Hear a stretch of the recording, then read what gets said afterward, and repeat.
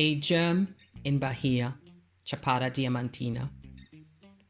Chapada Diamantina is a mountain range located in the region of Bahia, northeast of Brazil. The name means in Portuguese diamond plateau, and it comes from the many years of mining diamonds in this region. Today, it hosts one of the best hiking areas in Brazil. The highest elevation is above 500 meters or 1,600 feet. The vegetation consists of rocky plains, dry forests, and Caatinga desert vegetation. In exploring Chapada Diamantina, you will come across canyons with rivers of brownish waters, several waterfalls, and caves. I opted for the 3-day multi-hike, my first one ever, starting from Lençóis. Lençóis is one of the most important cities in the area, and it offers quite a bit of ecotourism agencies and independent guides.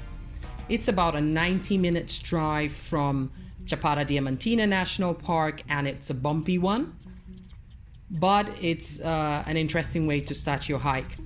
Do come with me as I introduce you to Lençóis and my 3-day hike in Chapada Diamantina. Okay, hi, bom dia from Lençóis. So this is one of the cities in the state of Bahia. It's a place where most people use as a base for their starting their hike to Chapada Diamantina. It's a lovely little city because you have like the colonial buildings, nice streets, lots of restaurants, and actually I think it's one of the first places that I feel like I can finally relax. It's calm and the people are nice. They take care of their houses, they take care of the environment. You feel quite safe in it. And today we'll be going to Chapada Diamantina, and that's the ride we'll be using. I'm going for the tours with Alberge de Lençóis backpackers, and we're hoping to get started pretty soon, and I'm looking forward to getting to know the place and hope you join me on the ride. Leaving the parking lot, you come across an open stretch of land. This part of the hike takes you 15 to 25 minutes to cross, and then we reach the first elevation. It's a 45-minute steep climb to the top, and I think we were slowing Emerson down, our tour guide. He's super fast and is going up all of this in flip-flops. I'm here with 2 Argentinians who are part of my tour. I'm gonna walk over to the other side and show you where we came from. So we came from down there, and I believe we are going this way. Say hello!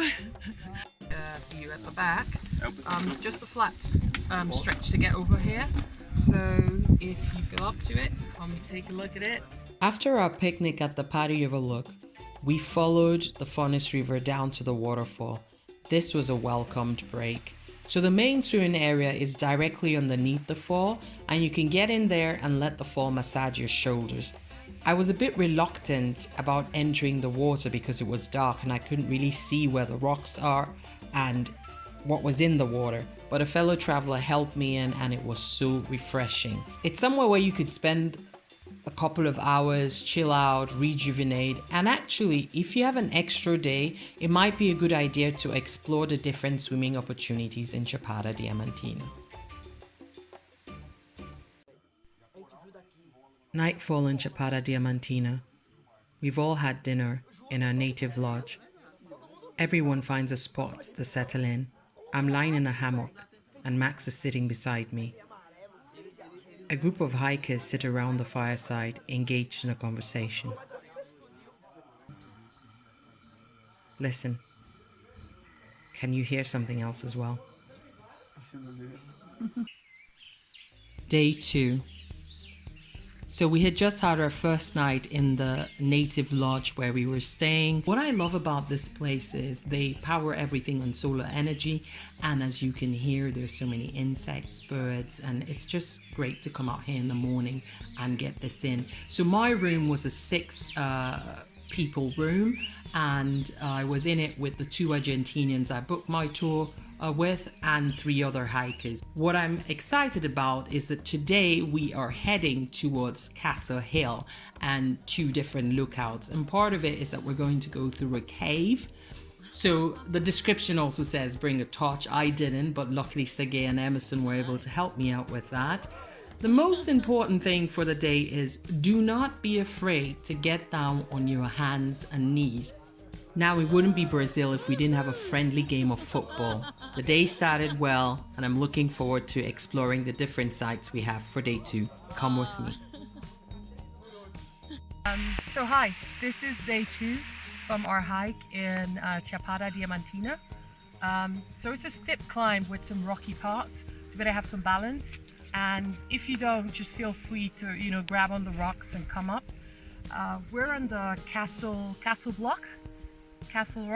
We're going to see Cachoeira, and we're going to go up to get the final view. If you look around, that's like the highest around here, and we're going to do that tomorrow. Generally, I think it's something you can cover if you've got a good balance, good shoes, and a stick to hold on to, and a great guide. If you're around, look for Emerson. He's super fast and will take you around. Yeah, enjoy. Greetings from Chapada Diamantina. Muchas gracias. Some rocky parts, a trail through a cave, and 2 lookouts later, we are at the highest part of our hike for day 2. The views have been amazing, and the view here is absolutely breathtaking, but I have to tell you, it really got to me, physically.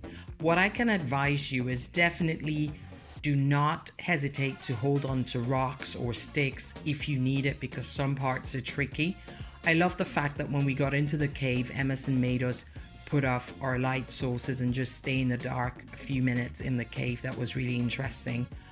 And another thing to note is you will be quite exposed to the sun, so bring your sunscreen with you and also a lot of water. We had lunch here, so you can imagine that Emerson was carrying everything we needed to make lunch.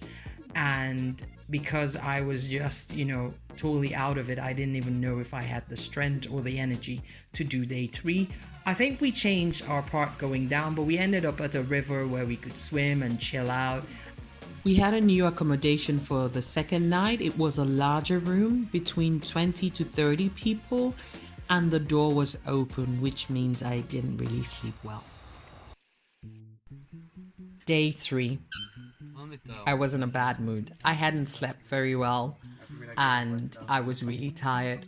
But our itinerary for the day put me in a good mood, because today we had Cachoeira por Cima and Vale do Pati on our list.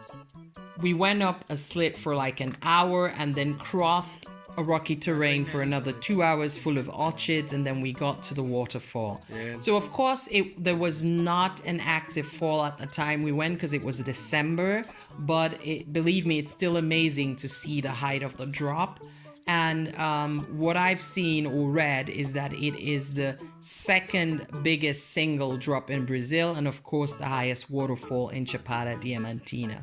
The trail today is the longest part of the 3-day hike. It's about 24 kilometers, and a lot of it is exposed, but today's a cloudy day, so we were fine. It's crazy because you're warned not to drink the water from the tap, but in Chapada Diamantina we could drink the water from the stream. It was brown, so you had a weird feeling, but it was so cold and refreshing, and our guide always showed us which of the sources were good. So throughout the 3 days we were fine. So I believe I saw this coming in, but I didn't have time to stop and take a picture because we're starting the hike, and we're now at the end working towards the car park where we came. But as you can see, it's a lineup of used hiking shoes. I don't exactly know what it means or what it's supposed to represent. I'm seeing my first pair of flip-flops, which would probably represent Emerson, our tour guide, who literally runs around the mountains in flip-flops.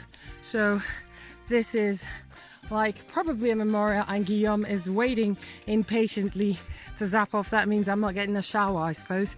So that's it, bye. We're done. Let's do it. Go.